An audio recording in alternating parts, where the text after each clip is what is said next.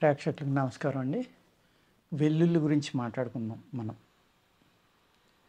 ఉల్లి తల్లి లాంటిది అంటారు. అది ఏ ఉల్లి అంటే మనం కూరలో వేసుకునే ఉల్లి.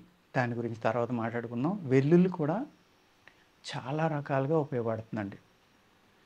వెల్లుల్లి ప్రత్యేకంగా ఏంటంటే విషాల్ని, ఏదైతే మన స్టమక్‌లో ఉన్న విషాలు ఉంటాయో, ఈ క్రిముల వల్ల కానీ, పొట్టలో ఉన్న బ్యాక్టీరియా వల్ల కానీ, ఫంగల్ వల్ల కానీ, టాక్సిన్స్ పెరిగిపోతూ ఉంటాయి కదండి బాడీలో.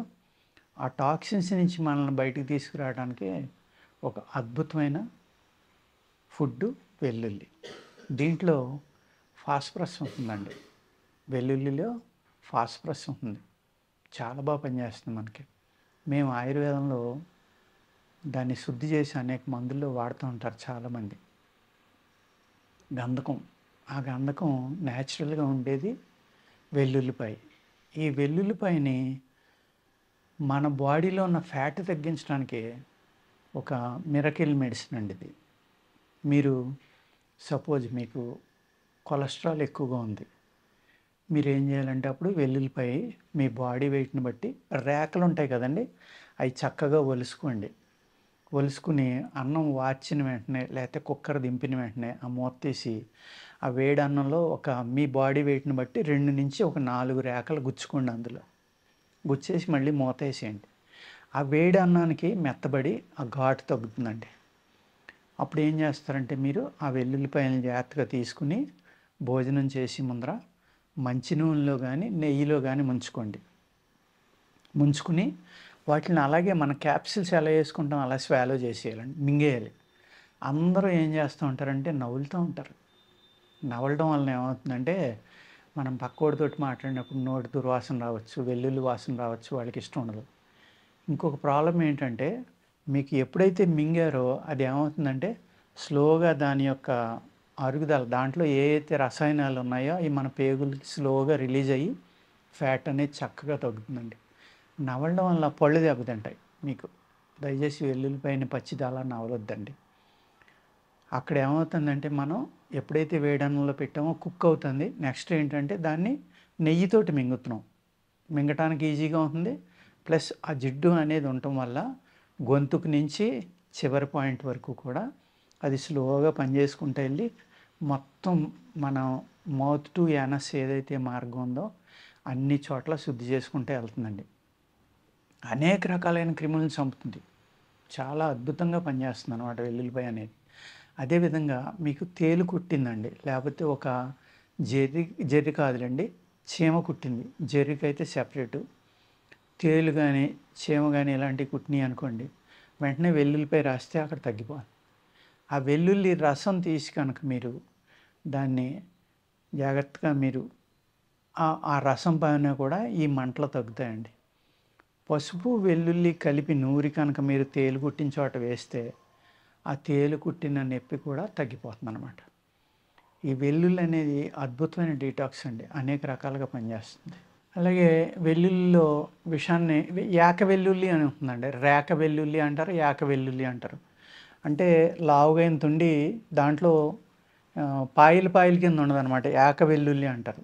అది పాము విషం మీద కూడా పనిచేస్తుందండి. దాన్ని 2 ముక్కల కింద కోసి అంటిస్తే పాము విషం మీద కూడా పనిచేస్తుంది, విషాన్ని ఎరవడానికి. అప్పుడు ఏం చేయాలంటే మనం అలాంటిది వాడుకుని సేఫ్టీలోకి వెళ్తాం కాబట్టి దాన్ని పూర్తిగా విషం దిగిపోతుంది, మనం దాన్నే నమ్ముకుని కూర్చోవద్దు. దయచేసి హాస్పిటల్కి వెళ్ళిపోతూ ఉండండి. అదేవిధంగా మోకాళ్ళ నొప్పులు కానీ ఇటువంటివి ఉన్నవాళ్ళు ఏంటంటే ఈ వెల్లుల్లిపాయని బాగా నూరండి. మనం దాన్ని పసుపు కలిపి ఈ రెండు మనం ఆయిల్లో దేంట్లో అయినా కలిపి వేడి చేసుకుని రాసుకున్నా కూడా దాన్ని ఆయిల్ మనం ఎలా అయితే కాస్తామో ఆయుర్వేదంలో ఆ విధంగా కాసుకుని ఈ వెల్లుల్లి రసం పూర్తిగా ఇంకిపోయే వరకు చేసి ఫిల్టర్ చేసుకుని రాసుకుంటే అవిసి నూనెలో కలిపితే చాలా బాగా పనిచేస్తుందండి. అర్థమైంది కదండి. అలాగే మన ఈ వెల్లుల్లిపాయ పసుపు కలిపి నూరి పూర్వం ఏం చేసేవారంటే పక్షవాతం వచ్చేది కదండి. ఆ పక్షవాతం వచ్చినప్పుడు ఏ పక్క అయితే పక్షవాతం వచ్చిందో ఈ రెండు కలిపి రాసేవారు అనమాట. బాగా మెత్తగా నూరి నీళ్ళలో కలిపి రాసేవారండి. కానీ ఎక్కువ వేడి శరీరాలకు ఏం చేస్తుందంటే ఇది రాస్తే ఎక్కువగా మండుతుంది. వెంటనే కడగలేదనుకోండి పొక్కు పొక్కటానికి కూడా అవకాశం ఉంటుందన్నమాట. అలాగే బాలింతలకి ఏం చేసేవారంటే పురుడు వస్తుంది కదండీ! డెలివరీ అయిన తర్వాత బాడీలో విపరీతమైన వాతం ఉంటుందన్నమాట. ఆ వాతం ఉండటం వలన ఏం చేసేవారంటే ఈ వెల్లుల్లి కారం అని చక్కగా నెయ్యిలో గాని, నూనెలో గాని వేపించి కూరగా వండి, వేపుడుగా వండి గాని, లేకపోతే ధనియాలు అన్నీ కలిపి వెల్లుల్లిపాయలు నీటిలో వేపించి బాగా ఇయన్నీ కలిపి పౌడర్ కొట్టి గాని రోజు అది 2 పూట్ల నెయ్యేసి తినిపించేవారనమాట. దానివల్ల ఏమవుతుందంటే ఏదైతే వాతం ఉందో వీళ్ళకి పురుడొచ్చినప్పుడు ఒళ్ళు పచ్చి ఉందంటారు కదండీ! పచ్చెం అంటాం మనం. ఆ పచ్చి ఉంది కాబట్టి ఆ పచ్చానికి విరుగుడు పచ్చెం పెట్టింది మనం. పజ్యం అని తినిపిస్తాం. ఆ విధంగా ఈ వెల్లుల్లి కారం తినటం వల్ల శరీరంలో ఉన్న వాతాలన్నీ తగ్గి, కీళ్ళ నొప్పులు కూడా తగ్గడానికి ఆస్కారం ఉందండి. ఎవరికైతే కీళ్ళ నొప్పులున్నాయో వాళ్ళకి చాలా బాగా పనిచేస్తుంది. అలాగే దగ్గు, రొంప ఇటువంటివి ఉన్నాయనుకోండి, మేక పాలలో ఏసి కాసుకుని ఇదివరకు ఆ పాలు తాగేవారు. వెల్లుల్లిని చితక్కొట్టి మేక పాలలో వేసి మేకపాలే బాగా వేడండి. ఈ వెల్లుల్లి వేస్తే ఇంకా వేడి పెరిగి ఎవరికైతే ఒళ్ళు చల్లబడుతుందో అంటే రకరకాల వాత వ్యాధుల వల్ల కానీ పురుడొచ్చిన తర్వాత ఆ నొప్పుల వల్ల ఒళ్ళు చల్లబడిపోవటం, పెరాలసిస్ వచ్చినప్పుడు రక్త ప్రసరణ లేక ఒళ్ళు చల్లబడిపోవటం ఇటువంటి వాళ్ళకి ఆ పాలు తాగించేవారండి. తాగించి ఆ వెల్లుల్లి, పసుపు 2 కలిపి ఏం చేసేవారంటే బాగా నూరి దాన్ని ఒంటికి రాసేవారండి. ఒళ్ళు వేడెక్కి అరికాళ్ళు, అరిచేతులు చల్లబడిపోతాయి చూడండి కొన్ని వాతాల్లో. వాళ్ళకి కూడా అరికాళ్ళకి, అరిచేతులకి బాగా మర్దన చేసేవారు.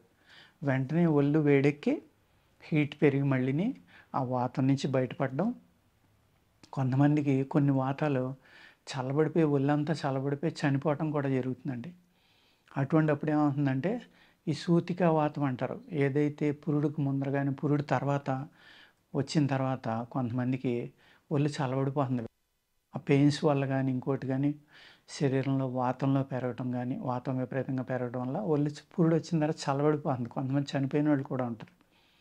అటువంటప్పుడు ఈ వెల్లుల్లి కలిపిన పాలు గానండి, లేకపోతే వెల్లుల్లిపాయని పసుపు కలిపి నీళ్ళతో నూరింది గానీ, అరికాళ్ళకి, అరిచేతులకి ఏ పక్క అయితే చల్లబడిపోయిందో లేకపోతే ఒళ్ళంతా చల్లబడిపోయిందనుకోండి, అరికాళ్ళకి, అరిచేతులకి రాయండి. లేదు పెరాలసిస్ వచ్చిందండి, ఓ పక్క చల్లబడిపోయి స్పర్శ సరిగ్గా లేదు, ఆ పక్కన కూడా మీరు ఈ వెల్లుల్లిపాయ, పసుపు కలిపి పాలతోటి కానీ, నెయ్యితోటి కానీ, నూనెతోటి కానీ, నీళ్ళతోటి కానీ ఏది వీలైతే అది మెత్తగా నూరి కాటుకలాగా రాశారనుకోండి, కాసేపటికి వేడెక్కుతుంది. ఆ వేడి మీరు టచ్ చేసి చూసుకుని తీసేయచ్చు, కావాలంటే కడిగేయచ్చు. ఆ వేడి పెరిగేదాకా 2, 3 సార్లు కూడా రాయొచ్చండి. ఆ విధంగా మనకి వెల్లుల్లిపాయ అనేది మెయిన్ కొలెస్ట్రాల్ తగ్గించడానికి ఒక అద్భుతమైన ఔషధం అండి ఇది. ఏదైతే పసుపు, వెల్లుల్లి కలిపి నూరి రాస్తే వేడి పెరుగుతుందంటున్నానో ఆ 2 రకాల వల్లే కొలెస్ట్రాల్ కూడా పూర్తిగా తగ్గిపోతుందండి. ఇన్ఫ్లమేషన్ ఏదైతే మన స్టమక్‌లో గానీ, మన అవయవాలు గానీ వాపు ఉందో, ఆ వాపుని తగ్గించడంలో కూడా వెల్లుల్లిపాయ అద్భుతంగా పనిచేస్తుంది. అంచేత వేడి శరీరుల మట్టికి కొంచెం అబ్జర్వ్ చేసి తింటామన్నాడు దీన్ని. ఎందుకంటే చాలా వేడిది. ఈ వెల్లుల్లి యొక్క రేఖలుంటాయి కదండీ! పైన తొక్కలుంటాయి కదా! రేఖలు కాదు.